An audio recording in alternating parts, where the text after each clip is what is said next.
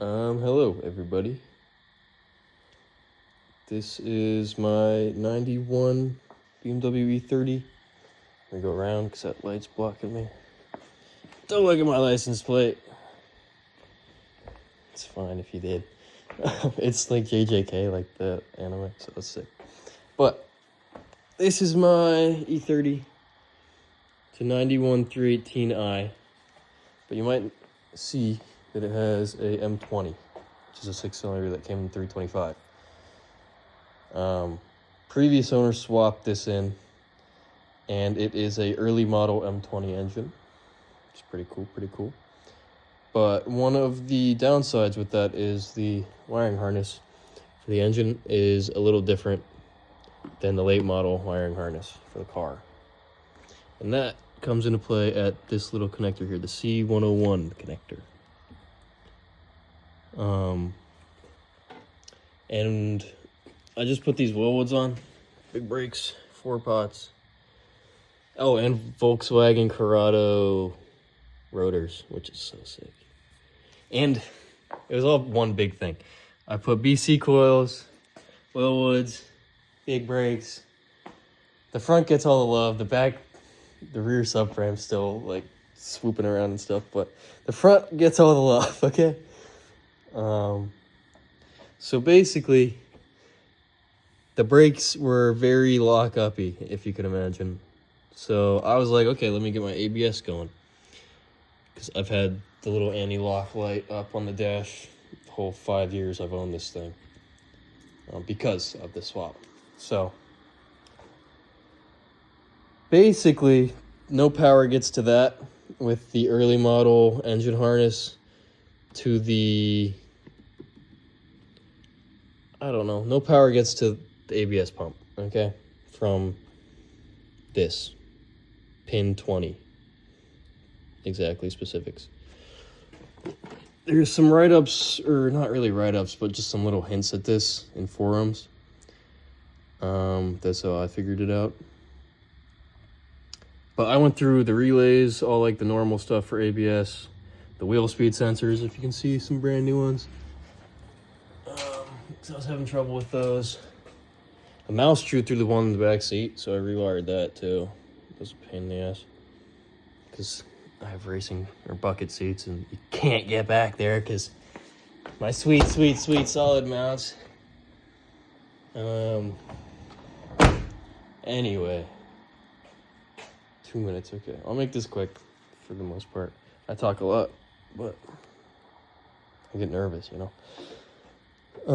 So basically what you have to do to actually get the power to the pump and have it put it down is you have to take a 12-volt line off the main relay. The one that you pull from is based off this little wiring diagram. You pull from the 87. And that's what I did, basically. You pull the big fat wire from the 87 side, which is this little input right here. That wire, took it down, cut it in half right here. Took and like split the copper wires. Then rewired the one that I cut and then added one. So then the added one goes all the way up. You don't have to route it like I did. If you're doing this, which if you are, awesome, because it's a pretty specific kind of issue, I think. You wire it up, and you route it into the pin 20 of the C101 connector. It's got to be switched too, but it's literally just the relay that switches it, so take from the pole. Or the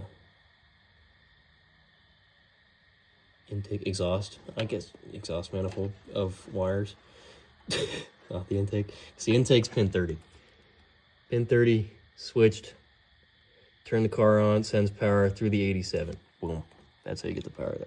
So that's 12-volt line. Test it with a multimeter. I think that's what they're called. And make sure it's running 12 volts at your connections because you don't want to have a bad wire connection kind of deal. But yeah, pin 20. On the early model, it is a ground wire, a brown ground wire that doesn't connect to anything in here. Keep in mind, if this is your setup, late model car, early model M20, with the early wiring harness for the engine, this is the only case where this applies. So yeah, the 20 pin on the engine harness, the early engine harness, is a ground wire, brown. Pull that out, cut it, and wrap some electrical tape around it. Make sure it's not touching nothing, you know. You can leave it in there though. That's what I did. But yeah, straight to the 20 pin of this, and now I'm getting power. And now it works great. Now I'm gonna bleed my brakes, because I think I got air in the line, because I've messed up one of these bolts, because I think they're brass nuts. I messed up the one down here, but that was a pain in the ass. Luckily, I have a parts car out there. But that thing's gonna get turned into a monster. So if you're interested in that, support me so I can buy a turbo for an M42 and a ton of suspension parts. Look at that quality. Goodness. But yeah, this is how you do that. If you want more details or I wasn't specific enough, yell at me. I'll respond when I check this video, if it gets any views at all. But yeah, now it works great. It's awesome. I can stop so fast. And I don't have to worry about where my foot is or nothing.